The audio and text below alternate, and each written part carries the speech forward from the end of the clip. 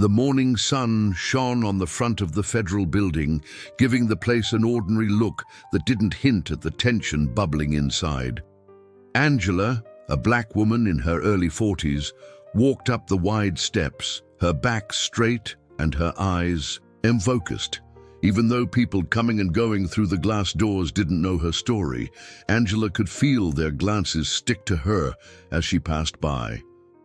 It was that quiet sort of attention that said, "Who is she? And what is she doing here?" She took a breath, pushing forward because by now that feeling was all too familiar. Once inside, the scene changed, but the unease in the air didn't fade. The marble floors echoed with muffled conversations that immediately quieted when she got near. Angela's gaze swept over small groups clustered by desks and the half-hidden stares from behind partitions. She could see right away that respect in this place got handed out in small doses, usually saved for those who looked or acted a certain way. The truth was, discrimination floated through the office like a silent fog, especially obvious to someone like her. Each step felt heavier, but Angela kept moving, meeting every challenge head-on like she always did. Sitting on a faded vinyl chair near the elevator, a black man waited with his hands resting on his knees. He checked his phone, let out a slow sigh, and looked around, but no one seemed to notice him. Angela kept her distance at first, but it was impossible to ignore the way he was being treated. Nearly 20 minutes had passed since he'd arrived, yet the staff behind the security desk were more interested in chatting about last night's Yankees game than calling him up to help. Every now and then, one of the officers glanced at him, almost like they were making sure he stayed quiet and in his place. The way they looked through him, talked around him, and kept their discussions low said it all. Angela's frustration grew with every passing minute. This wasn't just about one person being ignored. She saw it for what it was, a symptom of a problem that ran much deeper in the federal agency than anyone wanted to admit. It wasn't just disrespect. It was a quiet form of exclusion that everyone had gotten used to pretending not to see. Angela realized change would take more than a title or badge. It would take real courage to confront what so many had decided to accept as just the way things were. As Angela walked up to the counter, hoping a little directness might cut through the tension, she was greeted by a young officer named Ryan. He barely glanced up from his phone, his attention still absorbed in whatever messages or news scrolled across the screen. The seconds ticked by. Angela cleared her throat, and finally, without lifting his eyes, Ryan asked in a flat, almost annoyed tone, "What do you need?" The coldness in his voice wasn't subtle. It sounded like he'd been interrupted from something much more important, that helping her was nothing but a hassle. Angela had dealt with this kind of attitude before, so she took a slow breath and kept her voice steady. "I'd like to speak with someone in human resources," she said, trying to keep the conversation on track. Ryan finally looked up, but his eyes seemed to weigh her, passing some silent judgment that Angela could feel but chose to ignore. He gave a quick nod, turned away without another word, and tapped something into a computer. As she waited, Angela reminded herself that every little gesture, every dismissive look or slow response told a bigger story about what was broken inside. The federal agency. She wasn't surprised, but that didn't make it any easier to face. While Angela waited near the counter, she couldn't help glancing over at the black man still sitting in the waiting area. His posture had grown stiff, his eyes now fixed on the floor like he was counting the seconds. Everything about the way people walked past him, never meeting his gaze, never offering a simple greeting, made it clear that in this building, some folks were meant to be invisible. Angela saw the way office workers only acknowledged certain people, how their conversations paused for a quick second, if either she or the man moved even slightly closer. It was almost like the space itself was rigged to keep people like them on the outside, no matter how polite or patient they were. Each extra minute just made Angela's frustration grow. She realized that this wasn't about a single bad encounter or an officer with a rude tone. The problem ran deeper, into the bones of the place. Angela thought about why she'd come here in the first place. It wasn't just for a better job or a chance to lead. The real work would be about pushing back against an old, stubborn system that counted on people like her to eventually give up. Angela decided right then she wouldn't let that happen. Suddenly, a deep voice echoed across the lobby, breaking through the low buzz of conversation. Angela looked up to see Captain Robert Marshall, a white officer with a strong jaw and a reputation for making his presence known in every room he entered. He strode over, arms folded tightly across his chest, his eyes scanning Angela in a way that made it clear he was sizing her up. The way he stopped just short of her, almost like he expected her to step back, said everything about how he viewed people who didn't look or act like him. "Can I help you with something?" Captain Marshall's voice carried a layer of sarcasm that wasn't hard to catch, as if he was amused by the very idea of her being there. Angela replied, steady as ever, mentioning she was waiting for someone from Human Resources. He smirked, tossing out a few offhand comments that tiptoed right up to talk about her race and gender, but never crossed the line into anything anyone else could call out. Every word seemed designed to make sure she knew exactly who ran this place. What Captain Marshall didn't realize was that Angela wasn't intimidated. If anything, she was even more sure of why she had come. Angela met Captain Marshall's stare head-on, refusing to back down even a little in the face of his digs. Her chin stayed up and her voice stayed calm, even as she could feel every word was a little tug-of-war over respect. Marshall tried a few more sly remarks, testing her limits, expecting her to shrink or blend into the background. Instead, Angela stood her ground, her eyes never leaving his. Every answer she gave was measured but strong, and while she held her tongue, it was clear she wasn't planning to let him win this small battle. Off to the side, Angela noticed a few other officers were watching the exchange. Some whispered to each other and chuckled under their breath, making no real effort to hide that they were enjoying the show. Their complicity was obvious. They thrived in this uncomfortable atmosphere Marshall created. For Angela, the message rang loud and clear. If anyone was going to change how things worked here, strip away the old habits and reshape what people expected from this place, it would have to begin at the very core of the agency. She could see that this was bigger than her own job. It was about challenging everything the place stood for. Even as the tension built, Angela stuck to her request to see the person in charge of Human Resources. She didn't raise her voice or rush her words, just calmly repeated what she needed as if she had all the time in the world. Her steady confidence seemed to unsettle Captain Marshall, who was used to getting his way with little pushback. He looked at her, almost surprised that she was still standing there, refusing to fold under the pressure. His jaw twitched, and he shifted his weight from one foot to the other, clearly not enjoying being challenged in front of his crew. Angela could feel the air in the lobby growing thicker, with people waiting to see how far she would go.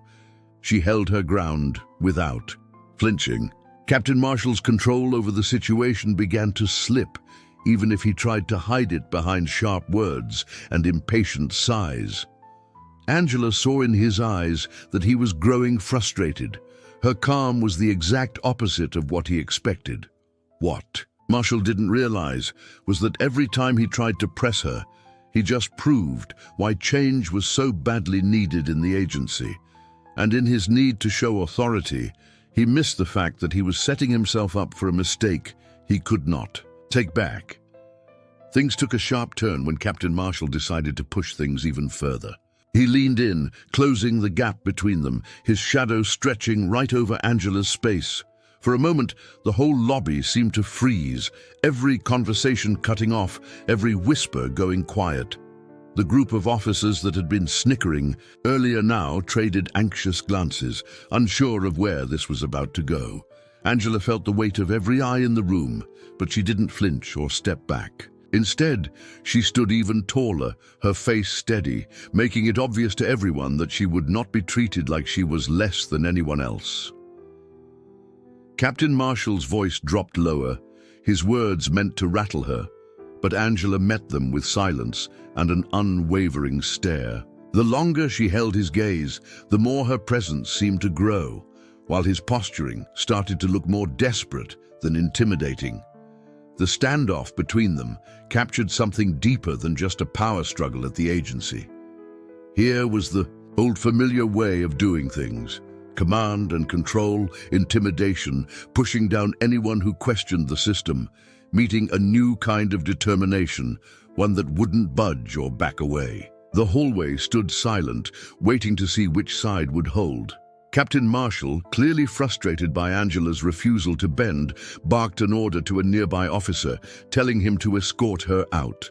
The officer, a young man named Officer Riley, paused for a moment, glancing between his superior and Angela. You could see in his eyes that he knew this was not just another order.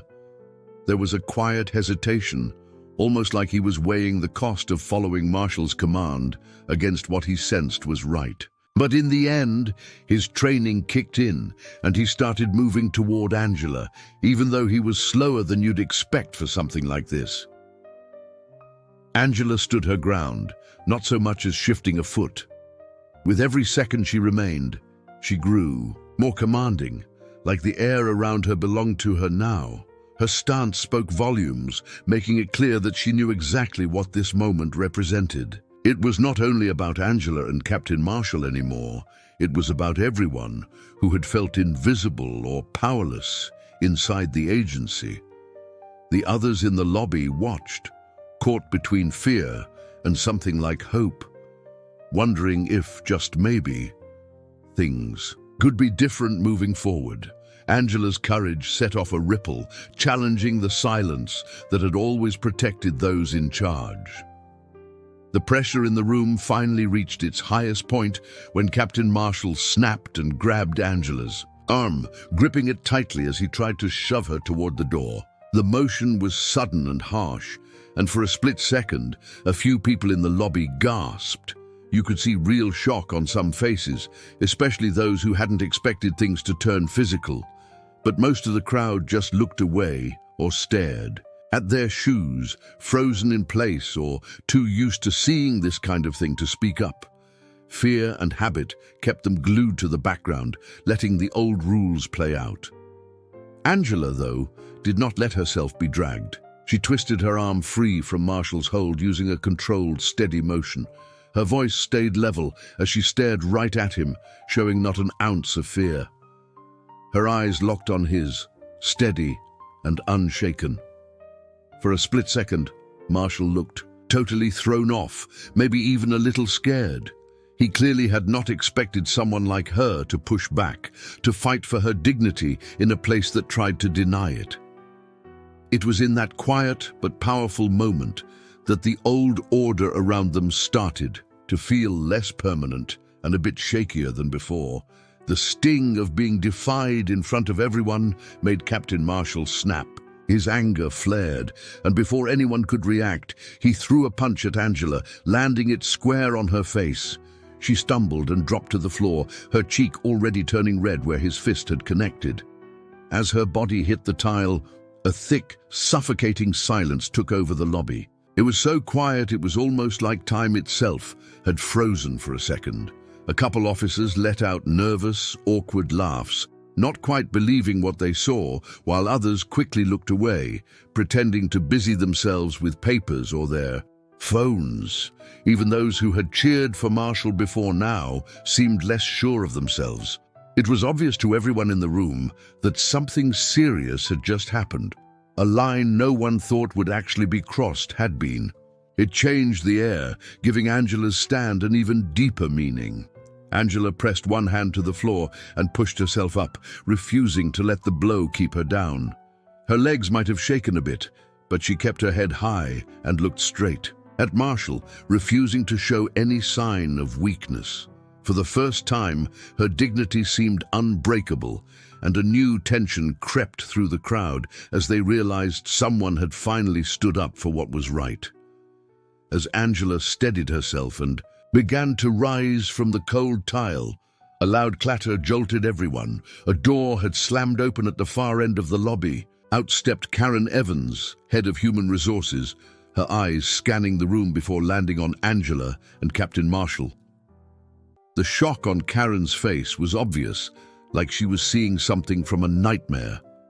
Her jaw dropped, and for a moment, she just stared, taking everything in. The crowd, Angela wiping blood from her lip and Marshall standing stiff with clenched fists. Everyone else in the lobby turned to look at Karen, waiting to see what she would do.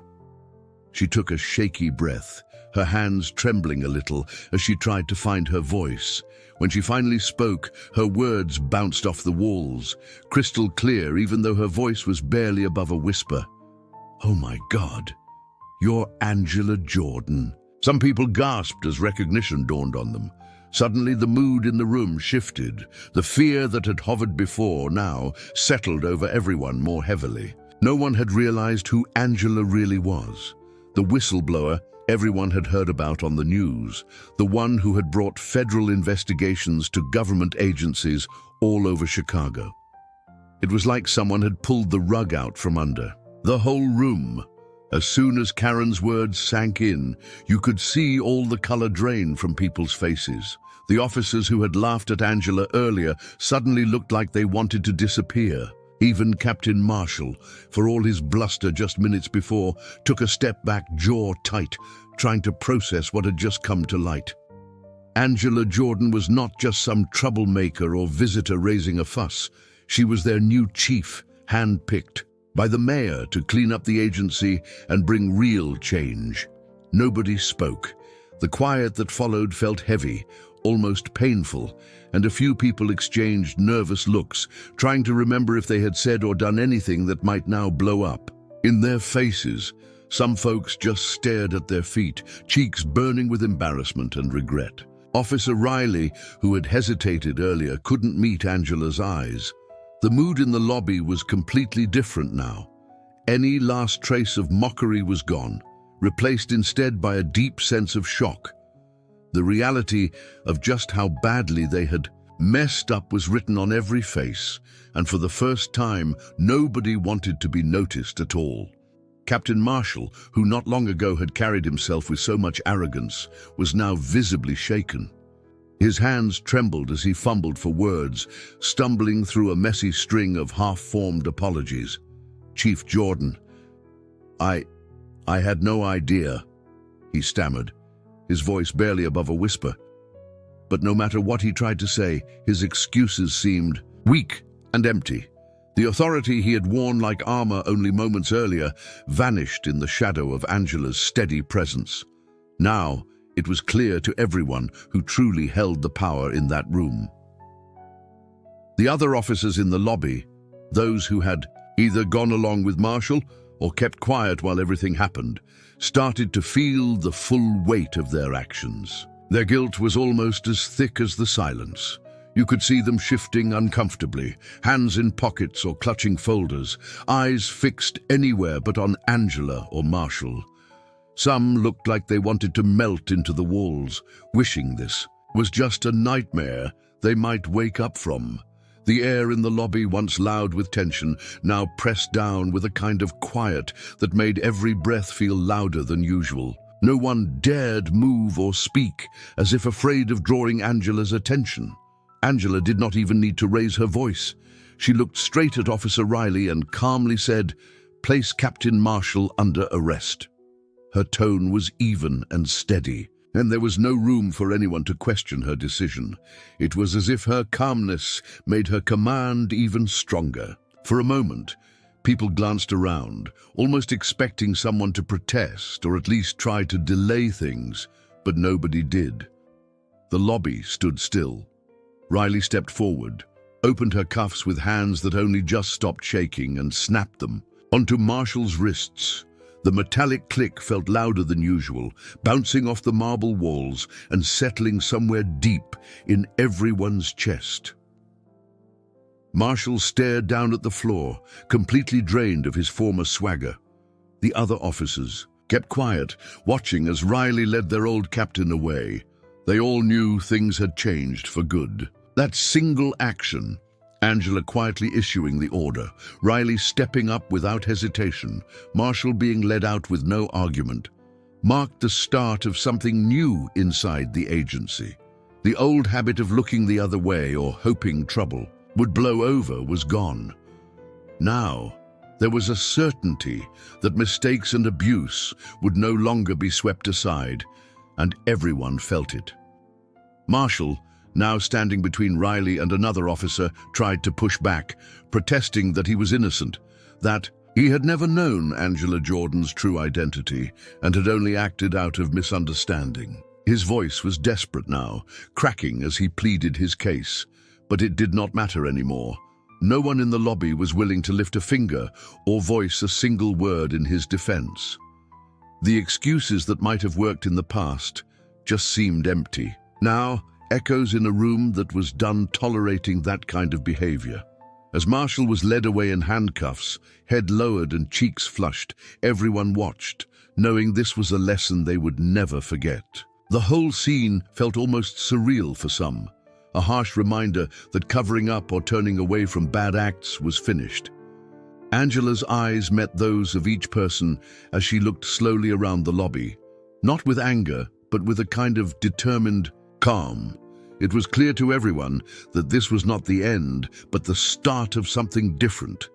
She was not going to look past injustice or let people talk their way out of trouble anymore.